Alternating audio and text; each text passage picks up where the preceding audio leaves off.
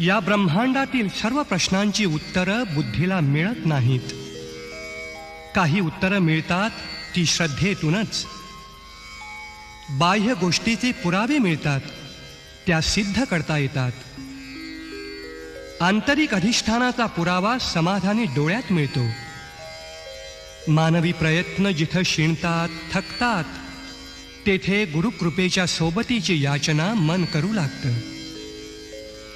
श्रद्धेच्या होडीत बसूनच मोक्षाच्या पहिल्या तीरावर जाता येतं. आपण सारे भाग्यवान आहोत. शतजन्मीची पुण्याई या जन्मात फळाला आली, म्हणून स्वामी समर्थांचं नाम आपल्या ओठी आलं.